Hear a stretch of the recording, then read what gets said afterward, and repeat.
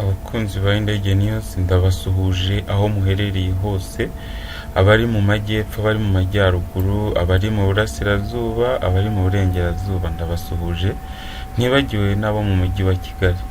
Ndasuhuza kandi n'inshuti za ndege yose ziri mu Burundi, mu Bugande, abari muri Ethiopia tubafite abakunzi benshi, tugasuhuza kandi n'abari mu bihugu bitandukanye nko muri Canada, abari mu Bushinwa ndetse n'ahandi hose mu mpande zigize isi yose. Turabasuhuje kandi tubifuriza umwaka mushya muhire. Uyu munsi rero tukaba tugiye kureba igikoni cyo mu ndege. Uko muhabona, wagira ibibazo byinshi utangira kureba iyi video ukibaza ati se aha ni mu gikoni uko tumenyereye tugomba kuhabona amashyiga, cyangwa se muri no minsi abantu benshi bari gukoresha gaze kubera uburyo bwo kurengera ibidukikije, ariko se nayo ntayo turi kubona hano. Wakibaza uti se hano haratekerwa koko, ko mbona ari nk'ibisanduku? Wahita ugira ibibazo byinshi by'amatsiko. Turaza gusobanukirwa, ndakurarikira yuko ukurikirana iyi video kugeza ku musozo, biraza kurangira usobanukiwe neza. Reka mbanze nshimire rero buri wese wakoze subscribe ku ndege news, kuko ni iby'agaciro kubagira, kandi nsabe nawe utarakora subscribe kugira ngo nawe udutere inkunga, uduhe subscribe, like ndetse na comment, ubundi ujye uba mu ba mbere bo kubona video za ndege news.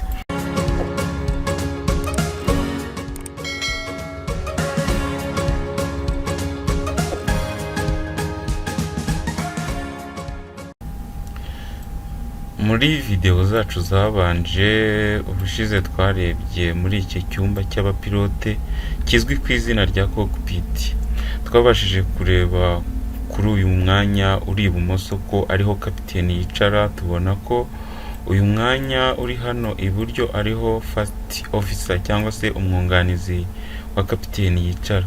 Twabonye aya maskrini ari hano imbere afasha abapilote kumenya uko indege imeze, nimba izuru ry'indege rireba hasi, nimba rireba hejuru, cyangwa se nimba indege iri kugenda ahantu haringaniye.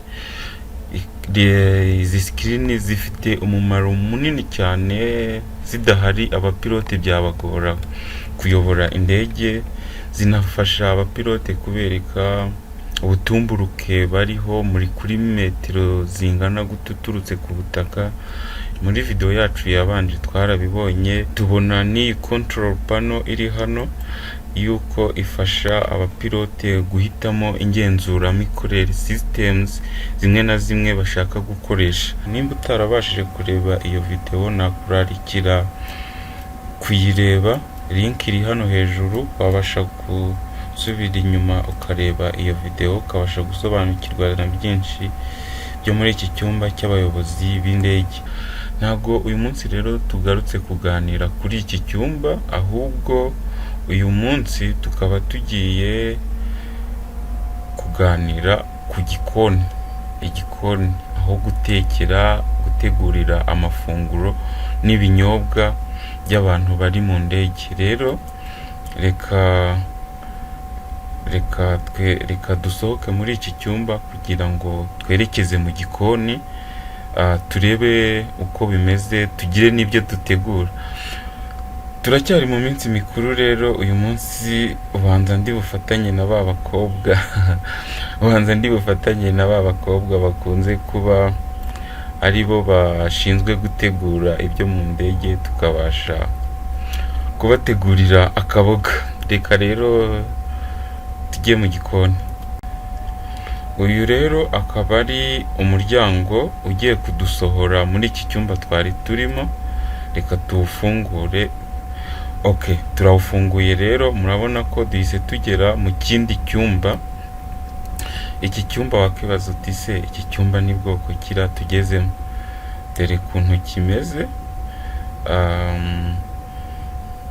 Iki cyumba turimo tureba hari uwatekereza ngo ni iki cyumba ni igikoni, ariko iyi ndege yacu kubera ko ari ndende, akaba ari indege y'ubucuruzi ishinzwe gutwara abantu benshi ndetse n'ibintu, imitwaro, imizigo.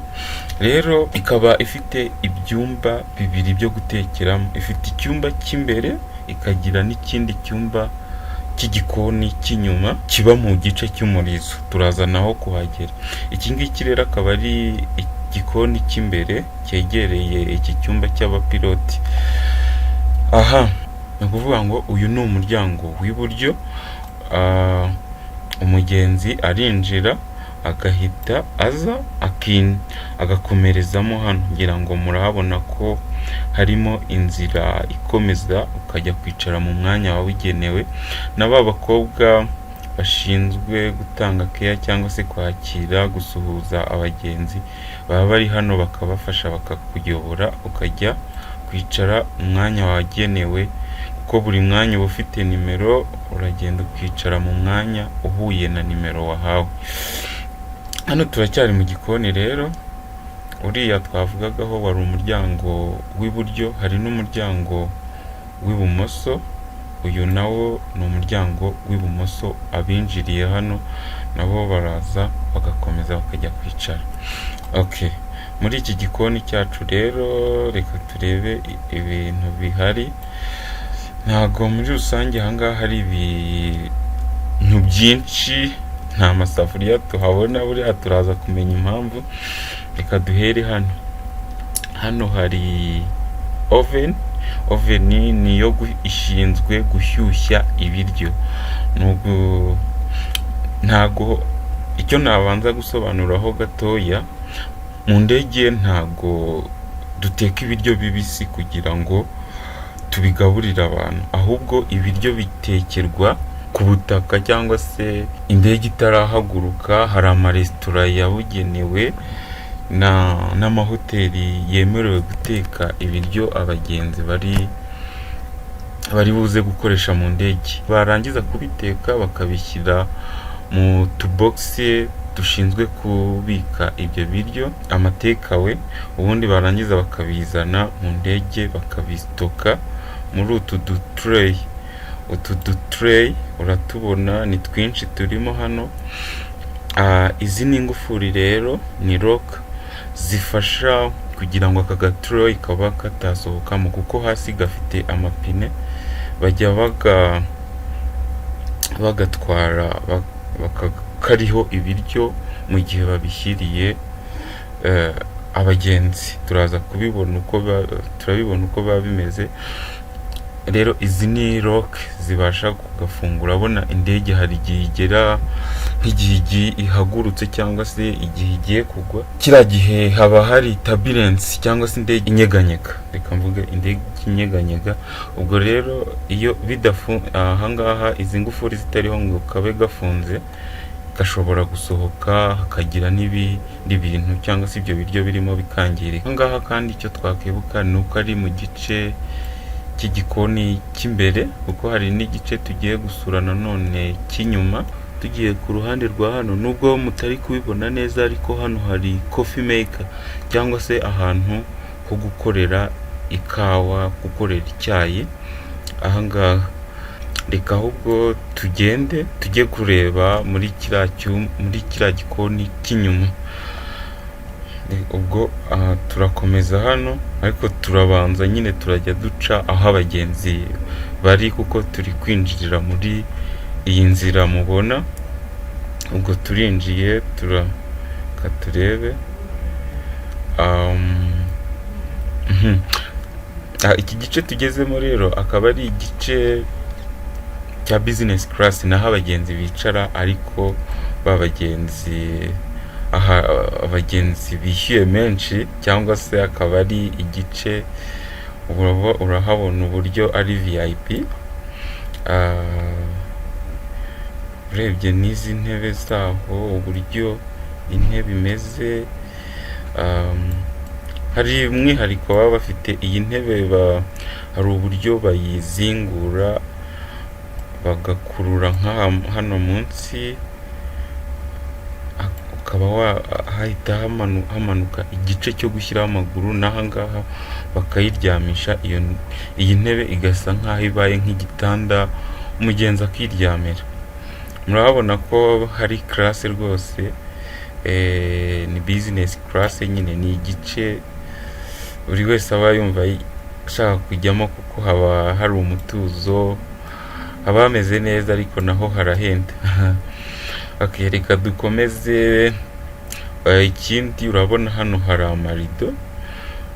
Aya marido barayafunga bagasa nkaho batandukanyije iki gice cya business class na economic. Kino gice kindi kiri inyuma reka nacyo tukigeremo, cyangwa se tukigeremo. Iki ni igice abagenzi bicaramo nacyo, ariko gitandukanye na business class. Unabirebye intebe ziratandukanye. Reka dukomeze rero, tugambiriye kugera mu gikoni. Ahangaha naho ni igice abagenzi bicaramo, ariko mu gice cy'inyuma. Rero tugiye kwinjira mu gikoni. Reka twinjire mu gikoni uyu munsi igikoni tukigezemo. Akibaza se ko ntabona isafuriya, ko ntabona amashyiga, ya bindi hajya haba igisakuzo mu kinyarwanda ngo twavamo umwe twashira, ngo ni ishyiga ry'inyuma. Mu ndege nta shyiga ry'inyuma mbona. Ntarihari, ariko ntibisobanuye ko abagenzi barimo barya n'ibiryo biryoshye, ahubwo abantu uzagerageze nawe ujye muzambwira. Barimo na serivisi nziza cyane. Ahangaha rero ni mu gikoni cy'inyuma. Tugiye kureba ibihagize uko hameze. Twahageze. Mu by'ukuri hano hari igice twabonye kimeze nk'igisanduku twabonye mu gikoni cy'imbere. Oven. Hano ho urabona hari oven enye, hari imwe, ebyiri, eshatu, enye. Hano hari na coffee maker, aho bakorera icyayi. Nk'uko twabibonye rero, ntabwo mu ndege wazana ibirayi bibisi ngo uraza kubitekeramo, cyangwa se ngo inyama mbisi uraza kuzitekeramo. Oya, ahubwo ibyo bintu bikorerwa mu maresitora yabugenewe n'amahoteli yemerewe gutekera ibiryo abagenzi bo mu ndege. Noneho bakabizana ibiryo bihiye, bakaza bakabipakinga muri utu dutureyi twabonye hano hasi, bakadufunga neza kugira ngo mu gihe indege yaba igiye guhaguruka cyangwa se igiye kugwa bitaza kwinyeganyeza bikaba byameneka. Twabonye ko izi roke niko kamaro kazo. Hano hari umuryango rero, naho ni umuryango w'iburyo. Abagenzi naho barahinjirira. Hari n'undi muryango w'ibumoso, nawo abagenzi bawinjiriramo. Iyi ndege bashobora kwinjirira ahantu hagera muri hane. Imbere ibumoso n'iburyo, inyuma naho ibumoso n'iburyo. Uyu nawo ni umuryango w'ibumoso. Yes. Okay. Ahangaha rero naho bakorera icyayi. Ikindi twasobanura, hano haba hari kizimyamwoto kuko ni igice gikoresha umuriro mwinshi. Rero mu gihe haba hazamutsemo nk'inkongi y'umuriro, iyi kizimyamwoto iba igomba kuba ihari, bagahita bayikoresha mu buryo bwo kuzimya, bwo kuba barwana n'iyo nkongi.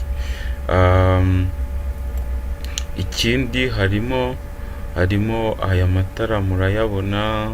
Ahangaha akaba ari ho toilette yo mu ndege iri. Wenda ntabwo uyu munsi ariho turi buganira, ariko nayo iyi ngiyi akaba ari aho toilette iba, ngira ngo murayibona. Ahangaha naho gukarabira.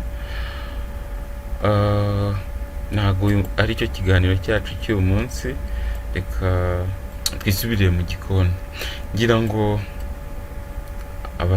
bari bafite amatsiko y'uko mu gikoni uko bategura ibiryo byo mu ndege bimeze, ni uku nguku bimeze. Ni ngira ngo wenda wabashije gusobanukirwa.